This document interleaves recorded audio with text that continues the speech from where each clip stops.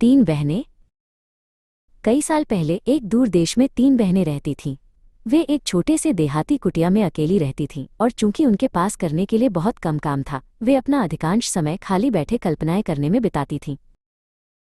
एक दिन जब वे अपने बगीचे में बैठी थीं तो उन्होंने बात की कि अगर वे अपने देश के शासक जार से शादी कर लें तो कैसा होगा।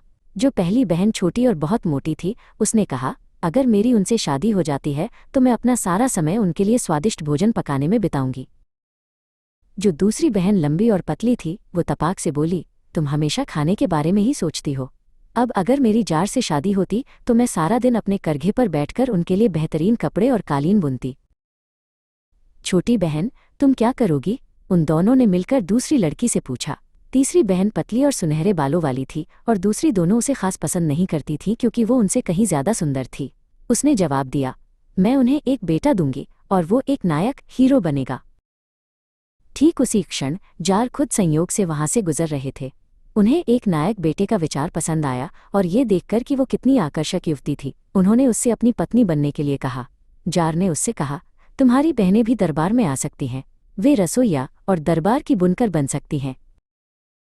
दोनों बड़ी बहनें गुस्से से तिलमिला गईं और अब महारानी बन चुकी अपनी बहन से बदला लेने का कोई तरीका खोजने की पूरी कोशिश करने लगीं।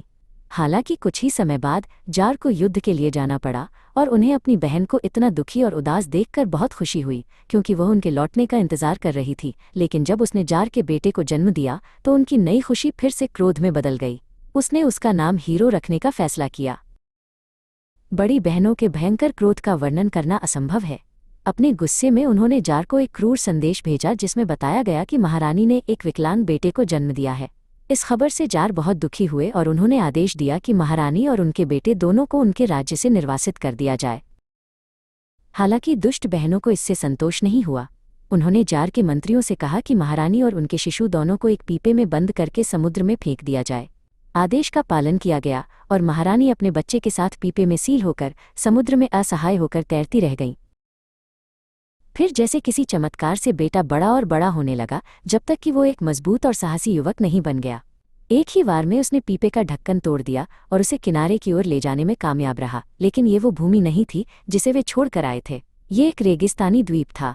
पूर्व महारानी बहुत दुखी और कुछ डरी हुई थी, लेकिन हीरो ने आशा नहीं खोई। उसने अपनी माँ से कहा, माँ, मैं एक धनुष बनाऊंगा और तीरों के लिए कुछ पत्थरों को लंबा और नुकीला तराशूंगा। हम जो शिकार करेंगे उस पर हम जीवित रह सकेंगे। उसकी माँ ने उत्तर दिया, हम हमेशा ऐसा नहीं कर सकते और हमें इस तरह के एकांत द्वीप पर कौन ढूंढेगा। एक दिन जब हीरो अपने धनुष और तीरों के साथ बाहर था, उसने किनारे के पास एक हंस को पंख फड़फड़ाते हुए तैरते देखा जैसे वो डरा हुआ हो। फिर आकाश में ऊंचाई पर चक्कर लगाते हुए उसने एक गिद्ध को असहाय हंस के ऊपर मंडराते हुए देखा। तेजी से हीरो ने एक तीर छोड़ा और गिद्ध को समुद्र में गिरा दिया। हंस ने कहा, धन्यवाद, और हीरो बस घूरता रहा। क्या सचमुच हंस ने बोला था? हंस ने दोहराया, मैंने धन्यवाद कहा। देखो, मैं कोई साधारण हंस नहीं हूँ, मैं एक जादुई हंस हूँ। तुमने अपने धनुष की तेजी से मेरी जान बचाई। अगर तुम वहां नहीं होते तो गिद्ध मुझे मार डालता। मुझे तुम्हारी माँ और तुम पर आई मुसीबत के बारे में पता है और जैसे तुमने मेरी मदद की वैसे ही मैं तुम्हारी मदद करूंगा। वापस जाओ और अपनी माँ को ढूंढो और उनसे लेटकर सो जाने को कहो। तुम्हें भी ऐसा ही करना चाहिए।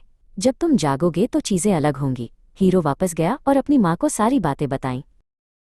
जब उसने हंस की बात बताई तो वो बोली, इससे कोई नुकसान नहीं होगा, हालांकि मुझे ये भी उम्मीद नहीं है कि इससे बहुत फायदा होगा। हीरो और उसकी माँ किनारे पर लेट गए और सो गए। वे कई घंटों तक सोए और जब वे जागे तो उन्हें अपनी आंखों पर शायद ही विश्वास हुआ। वहां उनके सामने सफेद संगमरमर और सोने का एक अद्भुत शहर फैला हुआ था। उसके बीचों बीच राजमहल खड़ा था।